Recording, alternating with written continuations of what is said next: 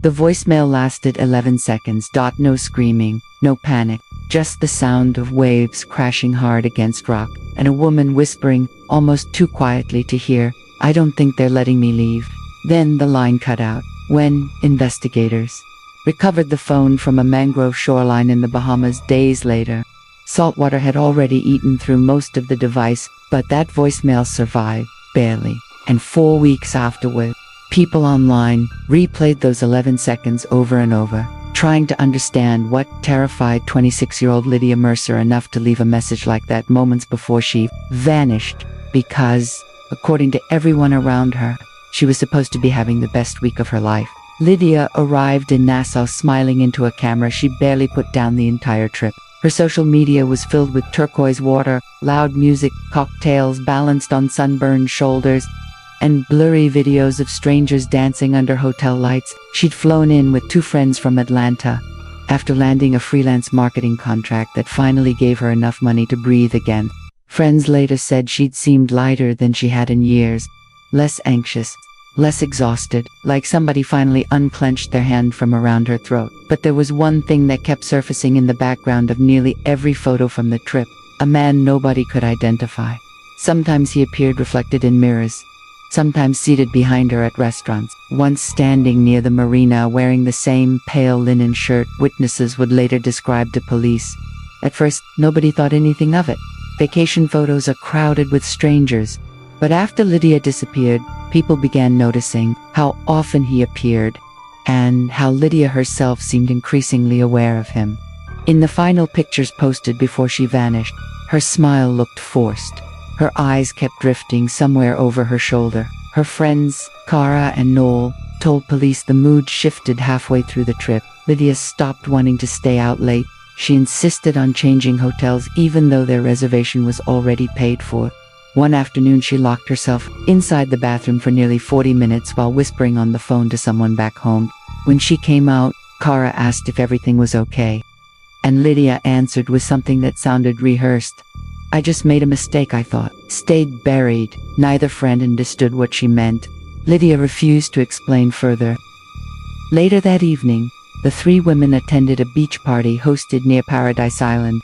Hundreds of tourists crowded the shoreline beneath string lights, while boats drifted offshore, blasting music into the dark water. Witnesses remembered Lydia because she looked terrified. Not drunk, not emotional, terrified. One bartender later told investigators she kept checking the exits like she expected someone to walk through them. Around midnight, she disappeared from the party for nearly an hour.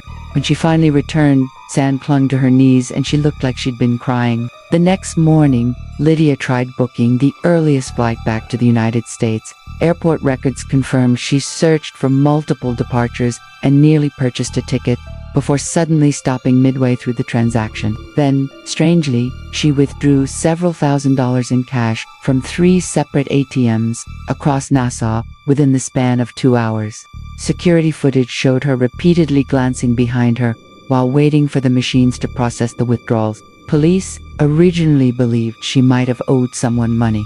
Maybe drugs, maybe gambling, but nothing in Lydia's background supported that theory. She had no criminal history, no known addictions, no large debts. Her family described her as careful, almost to a fault. Yet by the afternoon, witnesses saw her meeting with the unidentified man near the Marina district. The interaction lasted less than 5 minutes. No touching, no visible argument, just Lydia standing perfectly still while the man spoke close to her ear.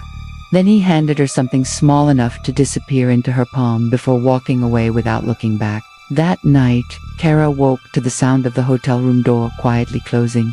Lydia's bed was empty, her sandals were gone, but her suitcase remained untouched beside the wall. At first, Kara assumed she'd gone for a walk. The resort sat directly beside the water, and Lydia often wandered the beach when she couldn't sleep. But hours passed. Then sunrise came. Still no Lydia.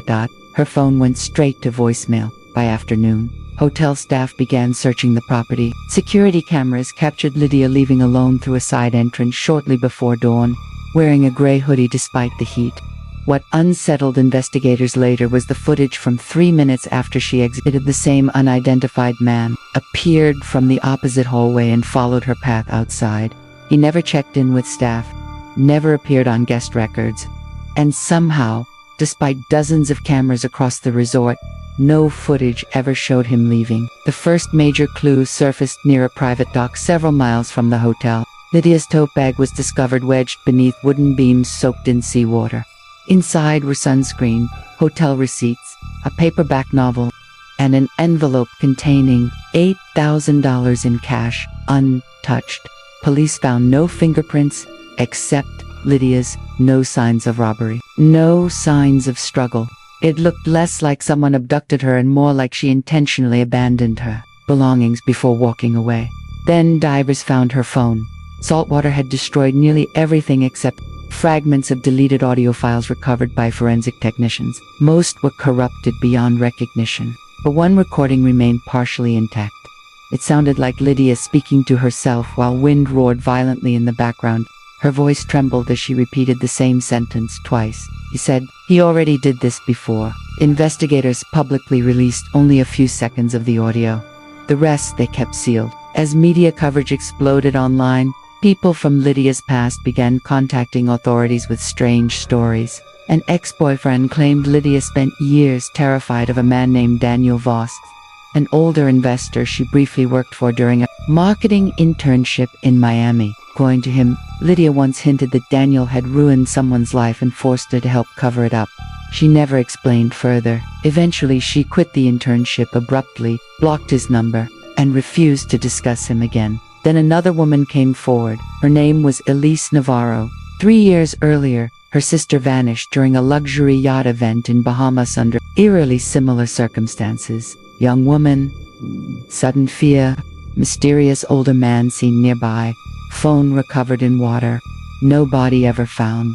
Elise showed investigators photographs from that trip.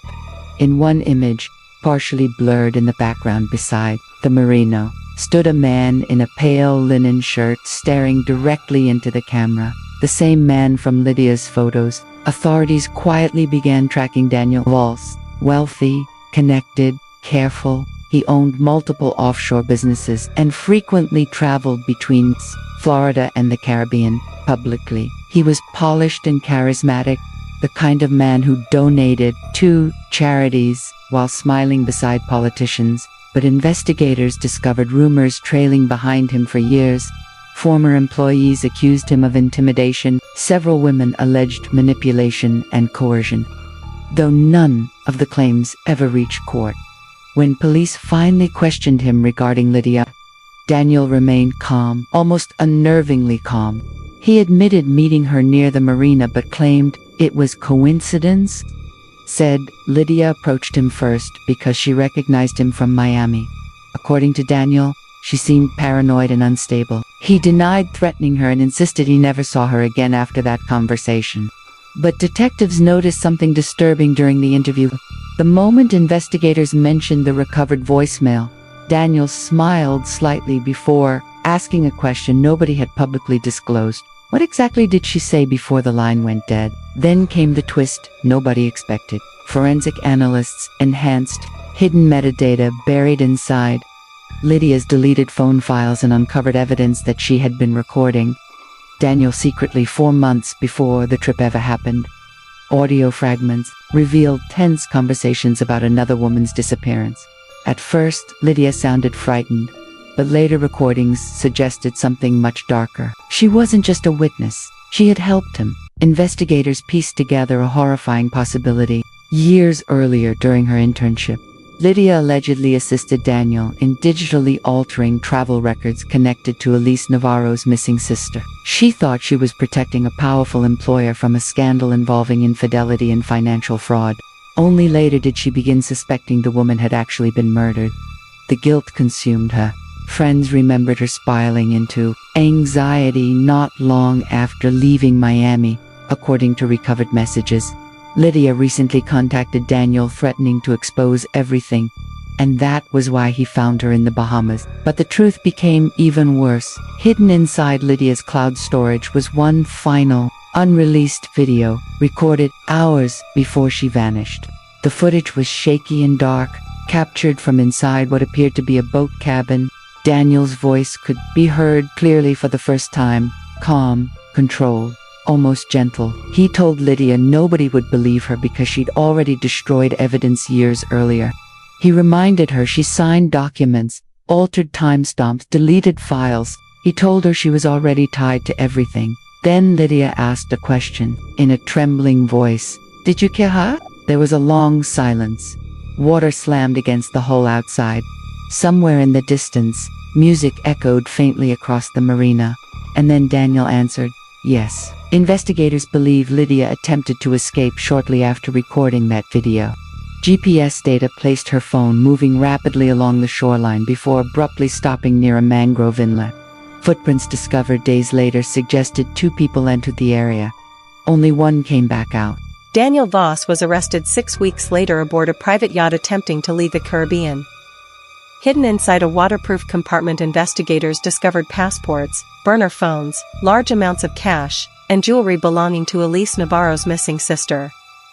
Faced with overwhelming evidence, Daniel eventually confessed to murdering both women after they threatened to expose him. According to prosecutors, he manipulated vulnerable young employees for years, using money, fear, and blackmail to keep them silent. But Lydia's case haunted investigators differently. Because in the final hours of her life, she knew exactly what was coming. The recovered video showed it in her eyes. Not confusion. Not denial. Recognition. She understood too late that the secret she helped bury years earlier had slowly buried her too. Authorities believe Daniel forced Lydia onto the boat intending to make her disappearance look accidental before killing her somewhere off the Bahamian coast. Her body was never recovered. Cara later told reporters she still replays Lydia's last social media story sometimes. It was only 4 seconds long. Just ocean waves under a black sky. But right before the clip ended, Lydia turned the camera briefly toward herself. And for a split second, she looked like someone already saying goodbye.